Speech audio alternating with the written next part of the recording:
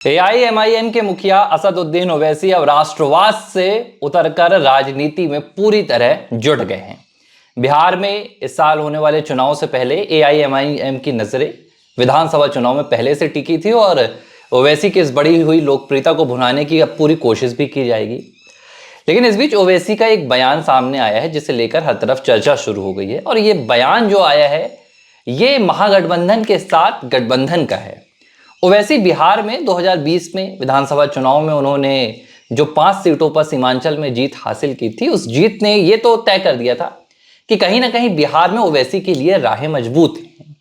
हालांकि उन्होंने करीब 20 सीटों पर सीमांचल में 18 सीटों पर चुनाव लड़ा था, 5 सीटों पर वो जीत कर आए थे और उन्होंने कहा इस बार कि भाई हमारे साथ चुनाव अगर आप नहीं लड़ोगे, उन्होंने विपक्ष को ये सीधे तौर पर नसीहत दी कि हमसे हाथ मिलाए बिना बीजेपी को हराना आपके लिए आसान नहीं होगा। लेकिन सवाल ये उठ रहा है कि आखिर महागठबंधन ओवैसी को अपने साथ लेकर आगे क्यों नहीं चलना चाहता है और क्या महागठबंधन के बिना उतर कर ओवैसी उस पूरे वोट बैंक को, जिस पर आरजेडी, कांग्रेस, तमाम राजनीतिक दल ये नजर टिकाए हुए बैठे हैं, उस वोट बैंक को अपनी ओर खींच पाएंगे? होता क्या है कि बिहार की स्थिति अलग है। अभी आप लोग को पता होगा कि आरजेडी जो है मुसलमानों के वोट लेती है और बड़ी ताकत आरजेडी की मुसलमानों के ही वोट हैं। ऐसे में अगर ओवैसी की एंट्री होती तो जाहिर सी बात है कि वोटों का बंटवारा होगा और आरजेडी का ये विचार है कि जो मुस्लिम वोट बैंक है वो हमारे ही हिस्से में आए, जिससे कि हमारी मजबूती बने रहे और अधिक से अधिक सीटें हमें प्राप्त हो सके।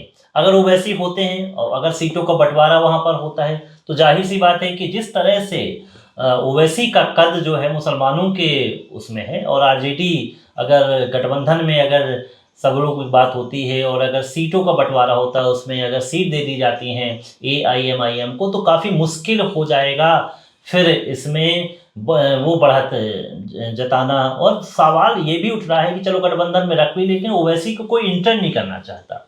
ओवैसी की राजनीति के हिसाब से सब लोग उसको दूर रखना चाहते हैं। उनको लगता है कि हम दखल क्यों दें और क्यों शामिल करें। नहीं, देखिए इसकी सबसे बड़ी वजह तो ये है ना कि जिस वोट बैंक पर तमाम विपक्षी दलों की राजनीति टिकी हुई है, ओवैसी को साथ लाकर अगर ओवैसी वो पूरा वोट बैंक ले गए तो इनके पास तो फिर कुछ बचेगा नहीं।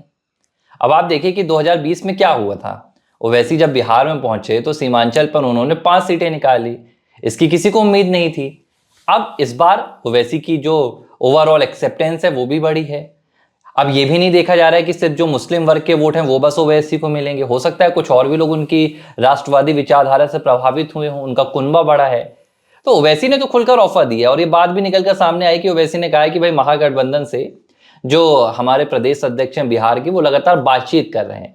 लेकिन ओवैसी क्यों चाहते हैं? एक तरफ तो वो ये भी कहते हैं कि भाई ये तमाम दलों की बस की बात नहीं है कि ये भारतीय जनता पार्टी को मिलकर हराएं, लेकिन दूसरी तरफ वो गठबंधन के लिए कोशिशें भी कर रहे हैं। क्या ओवैसी अभी भी मानते हैं कि उनका जो दल है वो इतना व्यापक नहीं है कि वो अकेले बिहार की 243 विधानसभा सीटों पर चुनाव लड़ सके? नहीं, उनका क्या है कि उनको ऐसा लगता है कि जिस स्टेट में वो चुनाव लड़ने जा रहे हैं वहाँ पर जो गठबंधन है उसमें जो दल शामिल है वो ताकतवर हैं और ताकतवर के जरिए अगर वो साथ करेंगे और सीटों को बंटवारा अगर हो जाएगा तो वो अपने उस स्टेट पे अच्छी पकड़ बना सकते हैं। अब बिहार की आप एग्जांपल लीजिए, वहाँ पर आरजेडी बहुत मजबूत है, मुसलमानों के वोट वहाँ पर अच्छे मिलते हैं। तो अगर आरजेडी और सब मिलकर अगर ओवैसी को वहाँ पर एआईएम को टिकट दे दी जाती है और वहाँ पर उसका उम्मीदवार उतारा जाता है तो कहीं ना कहीं फ़ायदा वहाँ पर होगा। तो देखो, सबको साथ तो चाहिए है, सबको साथ चाहिए है और उसको आगे बढ़ना है। और ये सबको पता है कि अभी जिस तरह से विचारधारा निकल कर सामने आई है उस दौरान भी अगर देखा जाए तो उस विचारधारा का भी फायदा लेना चाहते हैं और ये चीज़ें निकल कर सामने आ रही हैं, वो कहीं ना कहीं भविष्य की तस्वीर तय कर रही हैं। इसलिए वो गठबंधन का प्रयास तो कर रहे हैं, लेकिन दूसरे जो दल हैं ओवैसी को शामिल नहीं करना चाहते क्योंकि उनको लगता है कि ओवैसी ने जो नुकसान किया है उन्हीं का किया है और बीजेपी को हरदम फायदा ही उठाया। क्योंकि ओवैसी जहाँ जहाँ पर खड़े हुए हैं वहाँ पर ओवैसी के खड़े होने से बीजेपी को फायदा हुआ है और जो चाहे आरजेडी के हो चाहे कांग्रेस के हो उनके जो वोट हैं वो कटे हैं। तो इस तरह से लेकिन ओवैसी तो कह रहे हैं कि अब वो वोट कटुआ इस ये पूरा तमगा उनको मिलता है, इससे ऊपर उठ चुके हैं। देखो, बाई एग्जाम्पल अगर बोला जाए तो अभी उस परिस्थितियों में तो नहीं आए कि वोट कटवाएं क्योंकि उन्होंने ऐसी सीटें वहां पर संग्रहित नहीं की हैं कि बताया जाए। देखिए, हम दूसरे स्टेट में भी परफॉर्मेंस वो नहीं कर पाए। ये दूसरी बात है कि धीरे धीरे वोट बैंक बढ़ रहा है, लेकिन इतना ज़्यादा वोट बैंक नहीं बढ़ पा रहा है। मैं ये मानता हूँ कि अगर किसी जगह पर वो तीसरे नंबर पे रहते हैं तो एक अच्छे संकेत हो जाते हैं। तीसरे नंबर पे इसलिए रहते हैं क्योंकि मुसलमानों के वहाँ पर वोट बैंक रहते हैं, तो कहीं ना कहीं वोट तो कटते हैं वहाँ पर। लेकिन देखिए होता क्या है कि जैसे पहले कांग्रेस ने पूरे वोट बैंक जो मुसलमानों के संगठित किए हैं, कई जगह पे देखा गया कि ओवैसी की भी पार्टी उतरी, लेकिन उसमें उसको फायदा नहीं हो पाया। इसके पीछे ये था कि पुरानी जो पार्टी है, खासकर पुरानी तो ओवैसी की पार्टी है, लेकिन राष्ट्रीयकृत जो पार्टी है कांग्रेस पे भरोसा ये जो मुसलमान भी करते हैं, एससी एसटी वर्ग के भी लोग करते हैं। इसलिए कई बार ये देखा जाता है कि एससी एसटी वर्ग जहाँ पर है, मुसलमान जहाँ पर है, कांग्रेस का कई बार मजबूत होती है।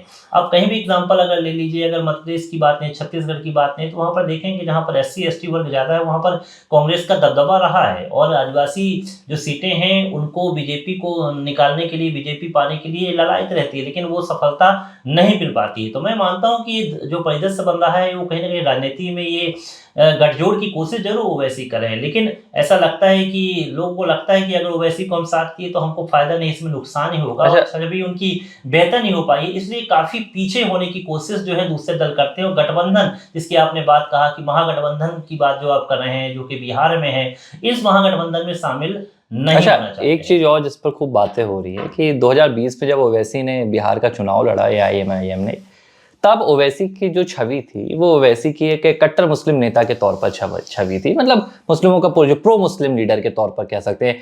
तब उनकी जुबान से प्रधानमंत्री नरेंद्र मोदी के लिए, देश की सरकार के लिए ये सुनने के लिए नहीं मिलता था कि सराहना कर रहे हैं। वो 2020 का परिदृश्य था, ये 2025 है जहां पहलगाम पाकिस्तान जैसी घटनाएं हो चुकी हैं।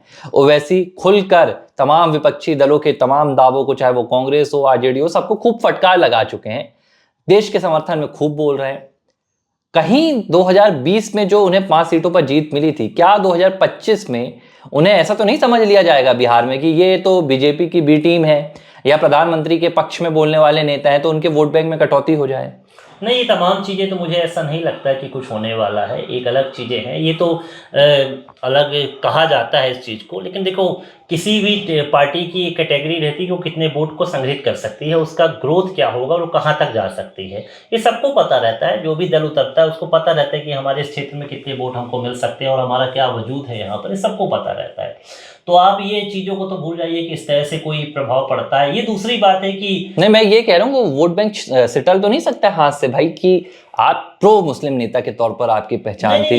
देखिए आज भी देश में ये बात तो आप समझ लीजिए, देखिए राष्ट्रवादी मुस्लिम एक अलग मुद्दा हो गया, और एक ऐसा भी यहाँ पर वर्ग है जो सरकार को, जो भाजपा को बिल्कुल एक सिरे से नकारता है, जो ये कहता आया है कि हर मामले में ये जो देश की सरकार है, जो प्रधानमंत्री नरेंद्र मोदी के नेतृत्व वाली भाजपा की सरकार, ये मुस्लिमों के पक्ष में काम नहीं करती है, वो एक सिरे से नकारता है। तो जब ओवैसी सरकार की सराहना कर रहे हैं, एक पक्ष तो ये भी कहता है आज भी कि भाई पाकिस्तान के खिलाफ भारत की ये कार्रवाई जायज नहीं है, भले वो खुलकर नहीं बोलता हो लेकिन गलियों में चौराहों में चर्चा हो जाती है।